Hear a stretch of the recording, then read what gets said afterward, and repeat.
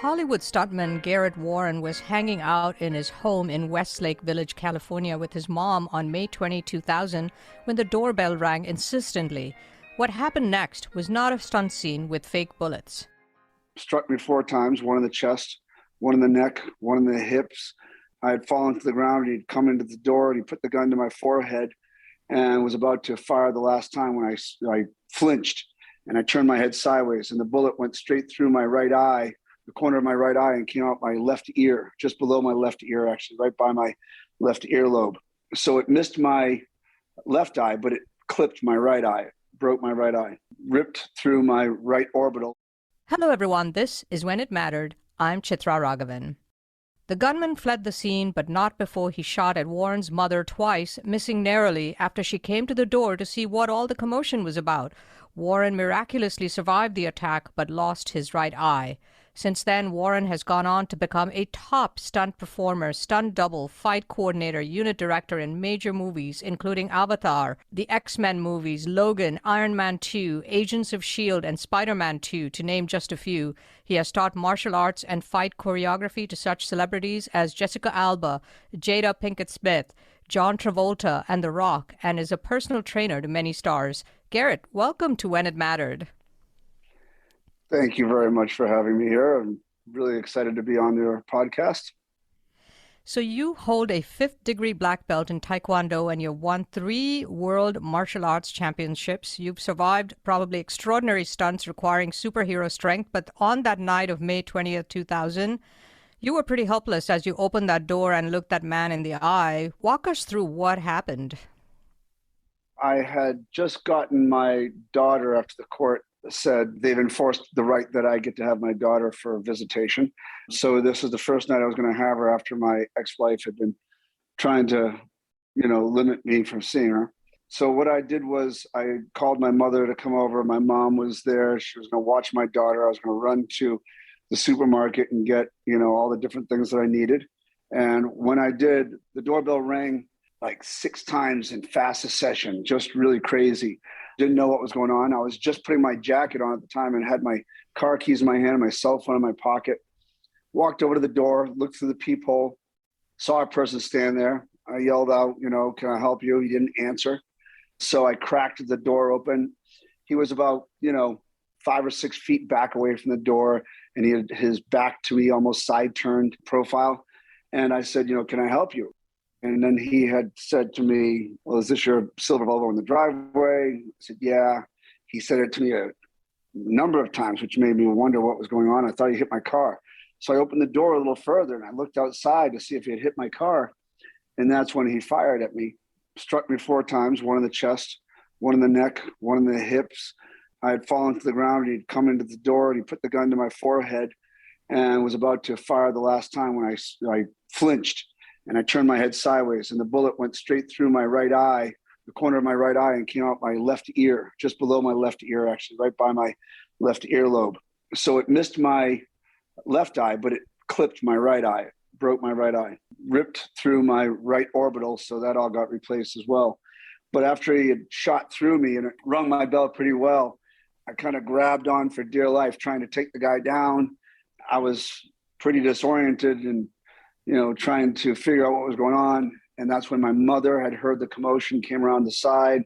As you already explained, want to know what was the noise. He fired at her twice and he had this little snub nose revolver. And, that's 6 bullets, of course, and he's out and he missed her. And so then he ran. And that's what happened. And do you remember what happened next, or did you basically pass out at that point? No, I remember everything. I was lucid. I talked to 911 and everything. I called them and, they told my mother to get something to stop the bleeding. And she ran back into my bedroom and grabbed a bunch of towels and blankets. And I was telling them where my house was located while she was doing that. That's incredible that you that you were able to basically direct your own rescue after having been shot 4 times. You had the physical strength to do that. Yeah. So you've been in many stunt scenes with like fake bullets and all this stuff, and you probably had never ever imagined what it would be like to be shot repeatedly. Do you remember what happened in the ensuing hours, days, and weeks, and sort of how you got through this whole thing? You must have wound up in the hospital for a while, right? Yeah, I was in the hospital for 10 days. I do remember a lot. They put me in an ambulance and drove me to the hospital, and that hurt an awful lot. Once we got there, they couldn't give me morphine right away because they don't want to bring your heart rate down. They're not sure where all the bullets are because I was pretty bloody at the time. They're not sure exactly where my bullet wounds were. They stuck me inside of a CAT scan, and I had swallowed a lot of blood, and when I got inside the CAT scan, I had thrown it up, and all over the CAT scan I made it, painted the inside of it basically red with the blood, and I felt horrible about it. Shortly thereafter, they take me up to the room. The detectives are there. They wanted to talk to me. At the time, the doctor said, he's going in for surgery. They brought me into surgery, and while they were in there, they were busy just trying to save my eye and, patch me up. They did a good job. They patched me up pretty well. I was at a hospital in Northridge that was a really good trauma center. After that, sat in my room. The detectives came back one more time, and I remember waking up in my room and being in a lot of pain. Someone puts stitches in your eyeball. Trust me, it hurts like heck. So sitting in my room, and the detectives wanted to have someone do a sketch. So we did a sketch inside the hospital room as best as I could at the time. I was, just come out of anesthesia, and I was in a lot of pain. And eventually they left me alone, and I finally spent the night. My mother had hired a security person to come to the hospital and watch me through the night while I was in the hospital room. Then for the next 10 days, I think they did about another 2 surgeries trying to save my eye and see if we can make it work. And nope, it couldn't work. And eventually, I think it was like 3 weeks later, I had to go to UCLA, and the doctor said, I've got bad news for you. You got to just cut that eye out. It's causing more damage than it is good to have it inside you. So I said, okay, let's cut it out. After coming out of the hospital, driving for the first time when I did have the bum eye, it was difficult because one eye was seeing things that were light and the other one was seeing things that were dark. So I was squinting a lot and trying to drive. Someone was with me making sure that I was able to drive. I was able to drive fine, but I remember that it was difficult to see at the time. And as soon as they cut the eye out of my head, it wasn't so difficult. I think that's a pretty good recollection so far of what happened afterwards. Yes, that's an incredible recollection. And what about some of your other wounds? What did they do? Did they have to pull out bullets, or had they all left your body? They pulled a lot of stuff out of me, but there was one that was in a rib cage right by my heart, and it was going to require more surgery. And they felt that, they weren't going to do another operation if the bullet wasn't causing trouble. So they left it inside of me, and I still have it inside of me, inside of right behind my eyes, where the bullet went through my eyes. There's what they call snow. It's remnants of the bullet, flakes of the lead bullet that went through. So that's still up there as well. You just talk about it so calmly, but that pain must have been unimaginable to have those kinds of things floating around in your eye and in your body. And it's just remarkable what a recovery you made. Yeah, there's pain, and then there's that kind of pain. And that pain was incredibly excruciating. But it's the kind that you say to yourself, look, it's not going to last forever. It's going to come to an end eventually. So just get to the other side. Don't go backwards, keep going forwards. So when the investigation began as to who had shot you, tell me how that initially unfolded, because I think initially they did ask you about your ex-wife, the actress Claudio Haro, who also was the ex-wife to actor Joe Pesci. And I think you said you didn't believe that she might do something like that. So tell me how that whole thing unfolded. I hate to be this guy, but, I've told this story now a number of times, and I've hit this certain point where my daughter has gotten to an age where she's dealt with it really well. And I try to put it behind me now. So I'm going to brush through it really quickly, if you don't mind. Not at all. But I'd really rather not go into a great deal about it as much as possible any longer. When they first pulled me out of the house, the first name that came out of my mouth when they said, who do you think did this to you, was her name. I thought it was her. Then while I was recovering in the weeks afterwards, I went and saw her, and she was very nice to me, and she was very welcoming, and she treated me really well, had me come over to the house. And I thought to myself, well, maybe this is not the kind of person that would have had me shot. So I thought to myself, there's no way this person could have done it, right? But then I found out later on that, yeah, she did it. Yeah, and she did go to jail for it for quite a long time. How old was your daughter when this happened? My daughter was very young. I think she was 6 or 7 years old at the time. Wow. And it sounds like she has recovered quite well. She's doing great.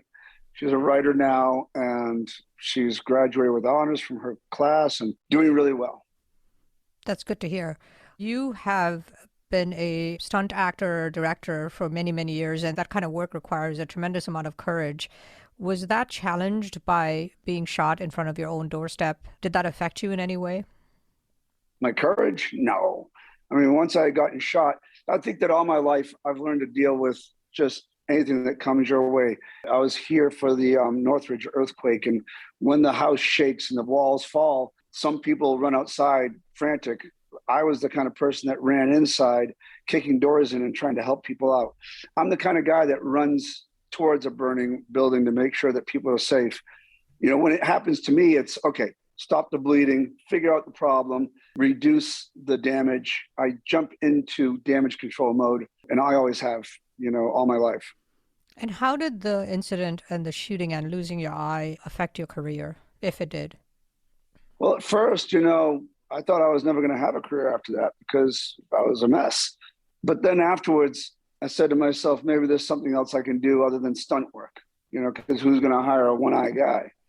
I decided to look more towards directing and operating camera and editing.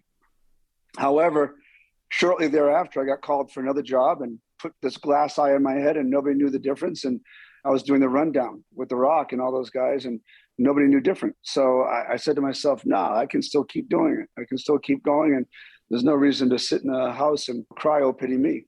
And physically, despite having just one eye, in terms of your own coordination and being able to execute those kinds of things, how did you get used to that? After you've been living a long period of time with two eyes, you basically build up like a sensory response to how far someone is away from you. You sense how close someone is or how far away they are, that kind of thing. So it's no longer that you have this three-dimensional ability to see someone, but you have this innate sense inside of your brain as to where they have been all your life. So you rely on what you know, not what you see. Interesting. So how did you get into the world of stunts? I was basically going to school at Northeast University in Boston at the time, and I was world open Taekwondo champion, and a buddy of mine opened a gym here in California, and he said, do me a favor and come over and help me out. I was in my last year, and I said to my buddy, well, I got to finish this year. And he says, well, you can always go back to it later. When are you going to have this opportunity? I said, okay. So I left school thinking, I'll put a pin in it here. I'll get back to it. I'll still go back. And I was going to be a physical therapist at the time. And I just never did go back. I came out to California and started training, celebrities like Wayne Gretzky and all the different, movie stars. And one thing led to another. And all of a sudden, one of the producers on a TV series called The Raven that was being filmed in Hawaii said, Garrett, we need someone that has your skill set, because I was doing a lot of aerial kicks at the time. Why don't you come out to Hawaii? We'll make you a stuntman. We'll teach you what it's like to be the fight double for this guy. And I said, sure, let's do it. And that's how I got into the stunt business. How do you learn to be a stuntman? I mean, is there like stunt school? I mean, how does one learn all these crazy things that you do? Well, you don't learn to be a stuntman. I have to admit, there's a couple of things. Number one, I think all stunt people are born with this need to test their physical limitations. Let me put it that way. Stunt people nowadays are a little bit different than they used to be in the olden days, where a lot of stunt guys, they have this cowboy mentality where it's okay, pads or no pads, it's never going to hurt. Even if it did hurt, you never let it be shown. In all my life, I've had that innate ability as well. Nowadays, more people are thinking longevity, so it's smarter. I agree. And I think that modern sports does the same thing. Everyone wears pads, put pads down the ground, don't get hurt, things like that. But really, to be a good stunt person, I think you need three things. Number one, you have to want to be a performer. You have to like performing for people. Number two, you have to be great at some kind of sporting skill or physical skill, whether you're a cowboy and, you ride horses amazing, like you're a rodeo champion, or say you're a high dive champion in college, or say you're a karate champion like I was. If you are one of the best in your field, trust me, the sport world will train you to be a good stunt person. You'll test your limitations. When you become the best at something, you test your limitations. You want to see just how far you can go, and you want to see if you can rewrite the books and do moves that have never been done before. And then third, the last thing you need as a stunt performer, I think, is this cowboy up mentality. You have to be okay with getting hurt. There's a reason why we are stunt people and not the actors. It's because we're the ones that get bumped and bruised, bones broken, nosebleeds and cuts. And when someone slices your arm or your cheek, you never freak out. You just put your hand over it and you tell everyone, no, don't worry, I'm just going to clean this up a little bit. I'll be right back. You try to play it off so that nobody worries so much. And if you have that mentality about your physical good, then you could be a stunt person. If you're crazy, I guess is what I'm saying. Have you broken bones and things like that when you've been doing stunts? Oh, yeah. I mean, come on. I get hit by a car for a living. You realize this, right? Literally, a car does 25 miles per hour. And we have a scientific approach to how I'm going to get hit by this car, so that I don't die, where the driver of the car is just as important as the person getting hit by the car. That driver, he wants to make sure that he finds a good car that has a low nose, like a BMW is a good one, And then when he hits you, you want him to just tap his brakes a little bit so the nose goes down and drops just before it hits you. And then as soon as that nose drops, he wants to get on that gas again, so that as soon as you kiss the hood of that car, he gasses it and you skip off the hood like a stone on the water. And you go right off the hood up to the roof of the car, and you go off the backside of the car and you go down the backside, and it should be all good. But let me tell you something right now. I don't think I've ever done a car hit where I haven't fractured something, broken something, tore something up. Car hits are the nastiest things in the world. Man, they're a demon like no other. But my job is to do a stair fall. People say, okay, get up here, get kicked in the face and fall down those stairs. All right, you got another one in you? That's a special kind of stupid. Someone says, hey, I want you to come over here and get hit in the face with this chair. That was not bad, but could you do it this time and snap your head sideways? Can we do one more? And you go, yeah, sure thing. Let's do it again. That's a special kind of stupid. And I mean, that's right in my wheelhouse. My mom never made me pretty. She made me to be a machine. How did she do that? And what does she think of your career? Well, my mom, God bless her, she's definitely, a hero to me.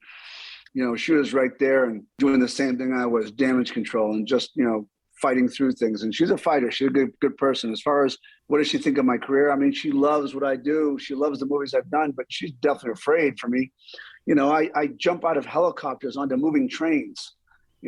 I jump from moving semis onto, horses that are on the side of the road it's not a healthy occupation. Let me put it that way. I think I've gone through something like 66 surgeries now in my lifetime. That's a lot of broken bones, a lot of, organs that have been stitched up, fixed, put back in. I'm Frankenstein's Frankenstein. Why? Why, Garrett? Why? I'm going to bring it right back to what I just told you before. I wasn't made pretty. This is my pretty. People look at Kimberly Kardashian and they say, oh, there's a beautiful woman. Me, on the other hand, I look at ballerinas who have broken toes and I say, man, that's a beautiful woman. I like seeing the road marks of trial and error and forged in the fires of will. That to me is my sexy. And that's where I live. I wasn't born to be a cover model and sell clothing. I was born to be the wizard behind the curtain, trying to make someone else look good. And when that person's out there getting clapped on the back saying, man, you did a good job falling out of that window on fire, I say, yeah, he sure did, even though I know it was me. I'm not the guy that likes to just be the center of attention. I'm the kind of guy that likes to lift those other people up that want to be the center of attention and make sure that the world doesn't see the magic trick. I'm one of those magicians that I don't want you to know the secrets to my tricks. And that's where I live. And I love that world. And why do I like it? You know what? I guess when I was born, the doctor brought me out, maybe he punched me instead of spanked me. Maybe I kind of said, okay, I can do this. And that's maybe the reason why I am who I am. Man, you got a whole bunch of sound bites in that one, huh? Oh my God, a lot. That was a whole lot of cowboy wisdom thrown your way. That's right. So you did answer one of my questions, which was, I love the world of great real stunts, right, as opposed to all of the CGI that you see. But I've always wondered, when that actor or the stunt double looks like he is jumping off a train onto a horse or jumping off a helicopter onto a car or whatever, a semi. I always wonder, is this fake? But it sounds like you're actually doing all this stuff. It's incredible. Oh, man. Listen, I can tell you that up until about 2000, it was all real. After about 2000, this computer generated world came in and saved a lot of people. I have to admit, you don't have to get hit by a car any longer. You can actually have a person stand in the middle of the road, pretend to get hit, fall into a pad, then you can have the car drive right through and you can sync them up and you can, do your magic act that way. Whereas back in the day, we were these crash test dummies and we're like, all right, let's do this, and we were forged out of iron, and we're going to hit the ground and get back up and brush the dust off and go, that wasn't so bad. So yeah, no, we get hit for real. We used to get hit for real. And sometimes nowadays you still do get hit for real. I've got some people out there doing a movie in Mexico. I hired this girl named Alice Ford. Nobody knows who she is, but let me tell you something right now. This girl, she's that old school kind of stunts. She's that righteous kind of, don't you worry, I'm going to hit the ground. She separated her clavicle. She got thrown out of the back of a truck, probably about 13 feet in the air, by this actor, tossed down the side of this hard, rocky ground. And we had buried a pad and she missed it. She got thrown over it, hit the ground with her shoulder. Her shoulder got separated, didn't stop the shot, kept going, got up, continued on with the shot. She crushed it. And that's the old school kind of stunt people in the world that, to me, I look up to. And she did a great job. Yeah, Alice Ford, that's a good person right there when it comes to stunt world.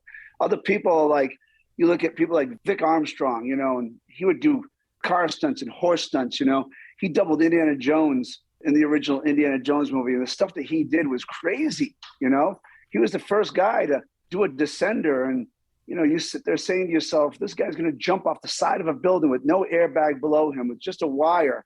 And he's going to say, okay, let's do this. Those are gutsy people. I look up to those first people. It's the second people I look sideways at. The guy that said, yeah, that was a good idea. Let me do it too. Yeah, I want you to tell some stories, but I want to ask about something incredibly mundane before that, which is insurance. How do you get someone to insure you if you've had 66 surgeries? Is that what you had, 66 so far? Yeah, you're insured through workers' comp. When you're on a movie, you've got workers' comp insurance. And what they'll do is they'll patch you back up and they'll get you back on your feet and then they'll send you on your way and they'll say, have a good day. Yeah, I guess. It's crazy. It is. Look, we get up, it hurts, and then our body pays for it for the rest of our lives. And we are in pain, a constant amount of pain for the rest of our lives. But I love it. I would never have it any other way, and my insurance, I have Anthem insurance, through the Screen Actors Guild that takes care of me on a day-to-day basis. That insurance is great. And, I don't see the doctors very often, but when I do, they patch me back up, put me back on the road, and I keep going. How do you deal with the constant pain? Do you just sort of work your way through it? You accept it and you love it. I know that's kind of masochistic in its sense, but, it's just you live for it because you say to yourself, no one else can do it, so I'm going to do it. Well, tell some stories. You've been in some amazing movies. I'm sure you've done amazing stunts. Tell us a few of your favorite ones and not so favorite ones, maybe where you got beat up a little bit. Let's see. I remember I was doing a Walker, Texas Ranger at the time with Chuck Norris. And I had to do a stunt sequence where I was on the Budweiser wagon, that horse-drawn carriage. And I had to be on the top of this horse-drawn carriage, fighting this person on that. And then in the middle of the fight, I had to get hit off of it and knocked to the side of the road. And I remember we had planned it out where there was a slope, a hill. And when I got knocked off, I was going to hit that slope and fall down that slope. And I was like, all right, great. Let's just make sure I get knocked off in this one spot. And then I remember we got to the spot and I didn't get knocked off yet. And I was like, oh, please knock me off before we get to the flat ground. But it was too late. They knocked me off when it was flat ground. And I remember hitting and just getting the wind knocked out of me. And I just remember saying to myself, oh, man, I thought for sure I had broken something. Got up and nothing was broken. I remember hitting the ground and for the moment, trying to take inventory and saying, oh, man, oh, that one really hurt. And I remember everyone running over going, you okay? You okay? And, you know, your job is to get up and go, oh, I'm fine. That was nothing whatsoever. And I remember standing up, getting ready to say, oh, that was fine. That was nothing. I remember standing up. And as soon as I stood up, I went, oh, that was, and my knee collapsed because I couldn't catch my breath. And I dropped onto my face, onto my side. Everyone freaked out. The medic came in. I went, no, I'm fine. Get back. And I finally got my wind. I got up to my feet and I was like, sorry, guys. I just kind of had to catch my breath. And now I'm good. And then they all freaked out. And it really is, you know, for us, I don't want a medic to freak out and I don't want an ambulance ride. I want to just put some crazy glue on my cuts and I want to be done with it and move on. I remember doing a movie where I was doubling Jean-Claude Van Damme. It was called Double Team. Have you seen that movie? I haven't. And I hope you haven't seen that movie because it's that bad. Oh, okay, I was feeling guilty about not seeing it. No, I won't. Nah, you don't need to see it. It's a pretty bad movie. But in it, you know, I'm doubling Van Damme, and I'm in this C-130 cargo plane, you know, the one that has the hatch that folds down the back. And there's a cargo netted package that's being sucked in the back of this airplane. And I couldn't have a parachute on because I was going to get inside the plane. And this was back in 97. And I was going to get inside the plane and I was going to fall on the ground and I had to start this fight. And I had to kick this guy who had a parachute on. He was one of the guys that worked in the plane. I had to throw him over the top of me and to fly out into the void and pull a parachute. So this is pretty crazy. And, you know, for me, I was like, I don't know if I like this or not. And so then the coordinator and the other guys, they started kind of giggling and joking. I thought, oh, well, they're just messing with me. This isn't really going to happen. And so we get up into the air. And sure enough, the coordinator says, all right, get on the package. And I went, nah, you're joking, right? And I said, you guys are just trying to mess with me. And he says, no, you're really doing it. You're going out there. I said, oh, hell no, I'm not. I'm not going out there if your life depended on it. I'm not doing it. And eventually he says, look, we've gotten up in the air. We are all here to see you get out on that package and do this stunt. So you better just cowboy up, all right, shut up and get on that package. Then I remember saying, oh, son of a mother, I would like to punch him right in the, I should never have said yes. Fine. So I get on the package. I hold on for dear life. They shove me out into the void and I'm connected with a cable so I don't fall off. But before going out, we were in the south of France and we had this Italian safety stunt guy that was going to be my safety. And if for some reason something went wrong, I was going to have to pull the cable, free fall, and then he was going to jump out of the plane and come and grab me. That doesn't sound very safe to me. I'm just going to let that sink in to you and all of our people listening right now, okay? The guy comes to me, and first of all, let me just paint a picture for you. We're in the south of France, right, with a predominantly Asian filming crew and an American stunt coordinator and stunt guy. And there was an Italian safety stuntman that was going to come and save me. So we didn't all speak each other's languages. And I remember sitting there and he came to me and says, okay, como se dice, you trouble? I go, yeah, trouble, yeah. He goes, okay, you box position? You know, it's like when you lay out and you're a skydiver and you try to get flat. I go, you want me to get into a box position? He goes, yeah. I come together really tight, like bullet. I come down after you fast. I hit you and we spin. You grab my chute, put your arms inside. I pull here and parachute deploys. And I went, oh, hell no. I am not doing that. I said, trust me, if you come after me, you won't have to grab me. I will be blowing wind out of my mouth and flapping my hands like a bird. I'm going to fly. There's no way you're going to come and grab me. This is ridiculous.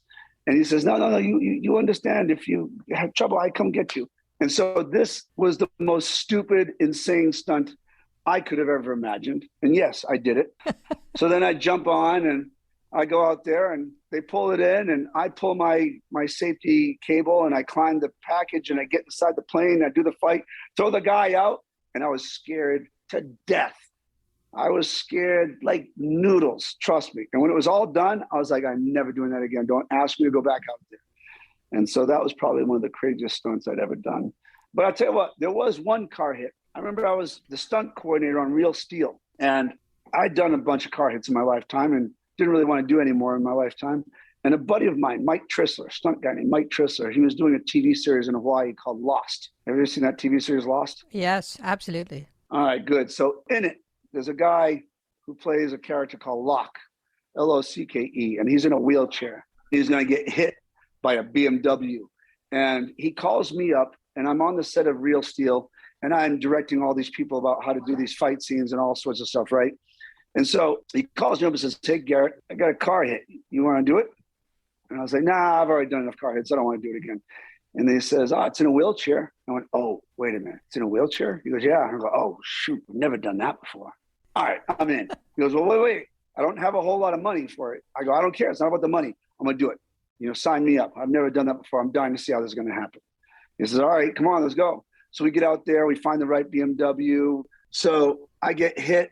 I go up and over the top of it. I come down the backside, 25 miles an hour. I hit that ground and I slide easily for about 30 feet on the concrete. Take all the skin off the palm of my hand, fracture my ankle, and I was just ripped to shreds. I get up, and everyone says, you okay? I go, yeah, hell yeah, I'm okay. I'm cupping my hand, and I'm bleeding like buckets into my palm of my hand. And it's just ridiculous how much pain I'm in right now. But I'm saying, no, don't worry about it, guys, I'm good.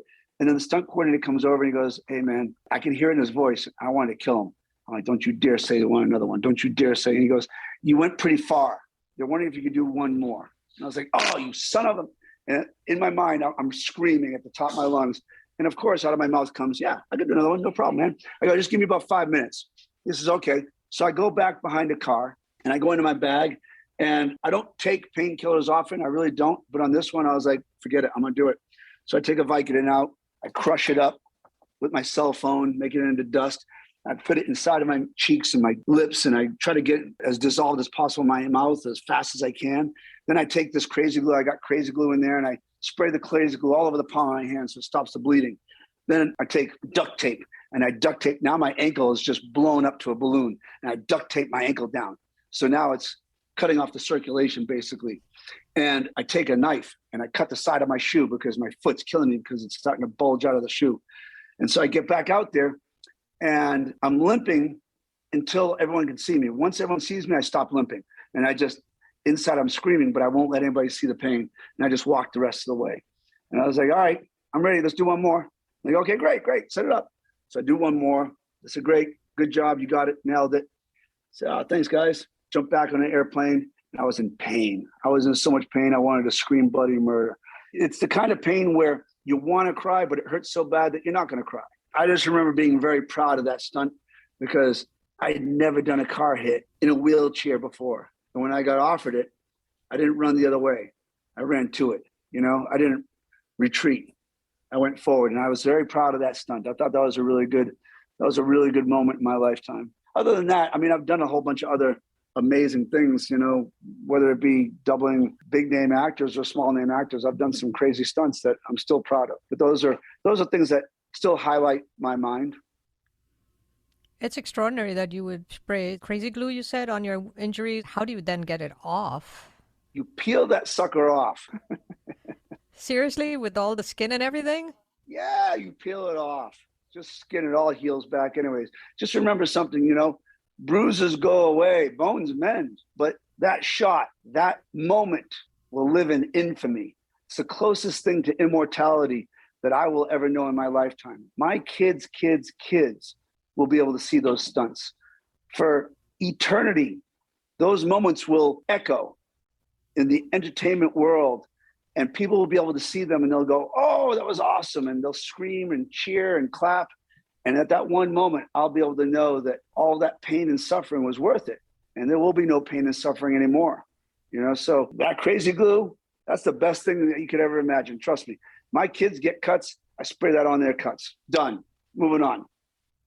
Is the closest thing you've ever had to a potentially fatal thing was jumping on that package with the Italian guy trying to rescue you, or did you have any other close calls? Yeah, and I had another close call. I did a stunt in a movie called Chill Factor where I was on a motorcycle. I got hit head on by an 18-wheeler, threw me like 60 feet, tore my right leg to shreds. They had to find pieces of me on the side of the road, and they had to revive me. I was pretty much dead. And then they put me on a helicopter and airlifted me to Colorado, where the doctors had to put me back together. And within a week's time, I was back at work. I bumped my knee. I'm done for the day. So hats off to you. Trust me, let me tell you, I bumped my toe and that hurts. And I'm like, and I hit the ground and I double over and I hold my toe. But in the course of the event, the adrenaline allows you to handle the pain better. It's if you're at home and you're just walking through your bedroom, of course that's going to hurt worse, Do you feel appreciated by the actors for whom you're taking all these risks and doubling? And do you feel appreciated both yourself and your fellow brethren, stunt coordinators, directors, stunt actors on these sets? You feel like you get your dues and, that you're appreciated. Somebody was saying to me, there's a very class structure, you've got the stunt people and then you've got, these actors. How does that all work out with one group taking all of the risks and the other group getting all of the glory? It depends. There are some directors that, man, they appreciate you. They love you. Man, he's a stunt performer's best friend. He loves the stunt world. He should have been a stuntman, if you ask me. And then there are some directors that, you got hurt, get someone else. There's some actors that, yeah, they'll come over afterwards, shake your hand and go, man, you're amazing. I remember Mickey Rourke would go in on talk shows and, he would rant and rave about me being his stunt double. He'd say, oh, that wasn't me. That was Garrett. I used to tell him, look, man, you don't need to say my name. And he would say, no, I want the world to know who you are. So there are some actors out there that will absolutely scream your praise and, they're loyal and they are truly appreciative. Then there's some actors that just feel like, no, that's what a stunt guy does. Doesn't need appreciation. And I get it. I don't do it for the hugs and the kisses. I do it because then at the end of the day, I look at myself in the mirror going, yeah, man, that was a good one. That was a good one, And then there are some nights where it's me and some of my peers, some of my buddies. I got a right hand named Steve Brown that I use. And we'll sit down at night and we'll have a couple shots of tequila and we'll look at each other going, fuck yeah, man, that was a good one, Came close to dying today. Didn't die, cheated death. Yeah. Cheers. To this day, I still do stunts. On Avatar, I go out there and even on the new sequels. And I filled in a couple times doing some stunts. And it was definitely some fart narcos out there. And I got up and I was like, man, that one hurt. Guys come in going, dude, that was awesome. And those are the things that I love. Those are the moments that I appreciate. I give them to people and they give them back to me. And those are the times that I like it. And, does the whole set, does all the production? I don't know, but we don't look for it. Yeah. So you're in the new Avatar that's coming up. Is that right? Well, I'm not allowed to talk about it, but I can tell you right now, it is out there. It shows that I was a part of the process with so many other people. I was a part of the action team and everything. And you did Spider-Man 2. And what were some of the new ones that you've been in? I've done a lot of the Transformers movies. I've done Alice in Wonderland, Divergent, Alita Battle Angel, the first Avatar, Lincoln. Yeah, I've done an awful lot of films. What was Lincoln? Which one is that? Remember with Daniel Day-Lewis, Steven Spielberg directed it? If you haven't seen it, you should. It's spectacular. In the very beginning of the movie, there's a war sequence and people are inside of a pit, basically killing each other with bayonets and so forth. And I helped choreograph and coordinate that scene. Got it. Yeah, that's what I was wondering. I was thinking Lincoln. Okay, let me see what stunts could be in there, but it was a war sequence. Got it. Right in the very beginning. And it was amazing. And I tell you, there was a lot that we did that didn't make it to the movie theater because he wanted it to be PG-13. But trust me, what he did for Saving Private Ryan, he was doing, for this same war sequence, but he cut it out because he didn't want it to be something that took away from the movie that he had made. One quick question before we move on to the world of COVID-19 and other things. Was there a movie where you shot a whole bunch of stunts at great cost to yourself, broken bones, all of that, and it never ended up on the big screen? I'm not sure. I never thought of that. That's a good question. I think anytime I've done something where I've done a lot of work and gotten hurt, and it definitely went out there, and you definitely saw it. So I don't think anything fell on deaf ears. Yeah, that's good because, if I were a stuntman and that happened to me, I'd be really pissed off because, you take all that beating and it doesn't show up on the big screen. Oh yeah. So, over the past 2 years, Hollywood has taken quite a beating because of COVID-19, and it's really transformed movie making, safety and making sure everybody's healthy. And I wonder if the world of stunts also changed in the way they're executed and planned. What, if any, changes have you seen and implemented yourself since the pandemic? What we have to do now is we test every day. So what happens is you first have to answer a questionnaire on your phone. Do you feel sick? Do you have sniffles? Any of those things, And then you go in and they do a rapid test and a PCR test. So they check to see all of those things. Then after that, when you get to the set, we all wear masks. And we have to stay in what are called bubbles. I'm sure you guys have heard of bubbles, but there are certain people that can hang inside of an actor's bubble that have to interact with them, and that's all they can do. And other people aren't allowed to really go inside that bubble. They have to stay away from it. So yeah, no, those things definitely changed. And there's a lot of protocol where you're not allowed to share wardrobe, or you can't just hand somebody some kind of prop anymore. They have to disinfect it. So there's a lot of painstaking efforts that go towards A, disinfecting a set, B, making sure that people keep their masks on all day long and don't, spread the virus between each other. The world of stunts and guns on set also underwent like a 360, right? When last October 21st, 2021, when actor Alec Baldwin fired that prop gun on the set of the Western movie Rust and killed the cinematographer Helena Hutchins outside Santa Fe, New Mexico. What was your reaction when you saw that unfold, and sort of what kinds of safety measures have you and others put in place since then? I got bad news for you. We were always safe. I don't know what kind of stupidity was happening on that set, but I've never seen anybody bring a live round onto a movie set. What safety measures have we put forward? The same ones we had in place before. I've never had an incident like that ever on a movie set. So I don't know what people were doing over there. What things have we done going forward? The same things we always have done. I haven't changed any protocol. Basically, an armorer is supposed to always be the one that handles the guns. When the armorer brings the gun to you, he shows you that the gun is completely empty. He loads the magazine or closes whatever the thing is that holds the bullets. He'll close the magazine or the rack or whatever it is, and then they'll fire it at the ground. Click, click, click, click, click, and they'll say, see, no live ammo. And you go, great. They hand it to you, and then you're ready to go. I mean, that's what always has happened all my life. So it was such an extraordinary departure from protocol, is what you're saying. That's a special kind of stupid is what it is. I mean, who brings a live round onto a movie set? And we still don't know how that happened, right? I'm not sure anybody will ever find out how it happened, because things happen and people keep things to themselves, whatever it is. But I can tell you right now, no live round should ever be on a movie set. It's not done. It's a part of all the protocol ever since the 90s, since I've been doing stunts. I've never seen anyone bring live rounds onto a movie set.